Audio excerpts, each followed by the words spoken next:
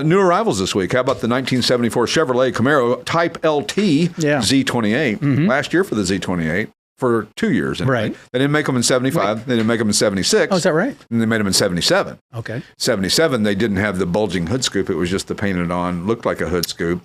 But my buddy had one. It was a 4-speed in chocolate brown. And it had like a 373 rear end. It would go from 0 to 60 and quick like crazy. But 80 was just like... You hearing that fan? Picking it, yep. Well, how'd that happen? That is one of your biggest fans, you know.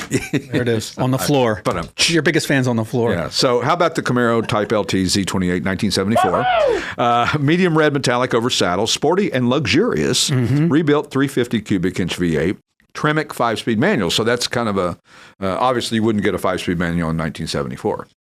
Right. I don't know. Little feedback. I don't know. All I did was, I mean, they were 4-speed. The LT was new to me. I didn't know there was an LT model, so that was interesting. And the Hotchkiss front suspension. Oh, this has a 373 posi axle too, 10 bolt. So, how about the 2013 Chevrolet Camaro ZL1 Hennessy 750 convertible?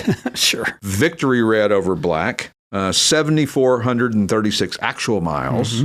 708 6.2 liter V8 horsepower. Something like crazy. That's you can only say one thing about that one. We got a winner. That's a lot of horses. Yeah, it's got a TR60 6-speed manual, top-down muscle car. This thing is a beast. You know, we've gotten some cars in lately that will they'll go. We got some tweaked Camaros. Oh, we just got the Camaro in yesterday. Did you see the Roadster Camaro with the tonneau cover? No, black, I haven't seen that. Black, triple black. I'll see it later. Cool. I'm sure I'll see it later. How about, you better. How about the 1965 Pontiac GTO hardtop? Cameo white over dark blue, frame off restored, garage cap, but it's got a Jasper 455 cubic inch V8. Why not? So why not? On them Jasper NASCAR motors, probably. I see, Jasper. Yeah, a Doug Nash manual transmission. It's got the PHS documentation. Great car, great body style. Pontiac Historical Society, is that right? That's correct. That's correct. It tells you everything the car was born with. Doesn't tell you what it has now. Tells you what it was born with. In the write-up, I said, is a massaged goat better than a tweaked pony? Your epidural is showing, Steve. That's up to you. That's up to you.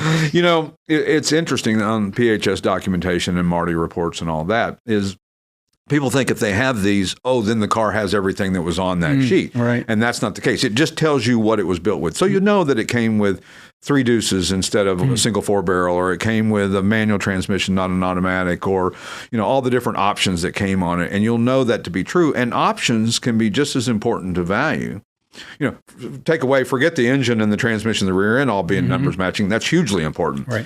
But factory air conditioning is a huge bump. It's 10 or 15% difference in price. 5-speed manual transmission, same thing, 10 or 15% different in price, higher price. And so, or just a special type of option that they had, or a special color. So factory 8-track player. Factory phonograph. Ooh, yes. Too, which were really cool. They had in the 50s on the Mopars. Yeah. And others as well, too. But it's interesting that some of these things are important. So, make a long story even longer, PHS documentation or a Marty report is great to have for the car, but don't fall into the trap of thinking, because it says it's on there, it means that's what's in the car. Doesn't necessarily mean one and the same. So, I'll get off my soapbox now. How about that? How about the 1920? No, it's not. 1970 Oldsmobile Cutlass Supreme Indy pace car. A little typo there, a little fat finger. I see that. Porcelain white over black, one of about 60 built. Numbers matching 350 cubic inch L74 4-barrel V8. Correct turbo hydromatic 353 speed automatic transmission. It's got the original order invoice. How cool is that? Yep. From 1970 or 20. And this thing is nicely restored as well. The 1956 Nash Metropolitan Series III hardtop, new arrival, 50,238 actual miles, 1,197 cc inline 4 with a 3-speed manual. Mid-century modern bliss. You write that? I did not write that. Okay. Is that the lowest lane special? Yeah. Small car, big fun. Yeah. They all sell here. They all sell them. They all sell They do. I know they do. People love them. They love those. Metropolitans are very, very popular. And last but not least, the 1957 Chang Jiang 750 M1M Motorcycle, OD green over black, garage kept, 746cc V-twin, 4-speed manual, rarely seen in the USA. This looks like a military motorcycle. It does. Dark olive green. That's exactly right. And it's a Chang Jiang. It's a sidecar. With a sidecar, yeah. So I had no idea.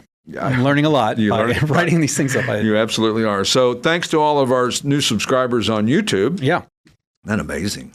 Great. We are just gaining. Welcome in. Yeah, welcome in. We are gaining like it's just no tomorrow. Get on board. It's fun. In the less than 24 hours, we've gained 700 new subscribers. That's just hard to believe. We're on fire. We are on fire. So if you're interested in becoming a sponsor and want to give us money, then the proof's in the contact the producer. We're getting the clicks, baby. We're getting the clicks. So call Steve and if you podcast at classicautomall.com or podcast at classicautomall.com, you can certainly reach us there. The Classic Auto Mall Show with their host, Stewart Howden.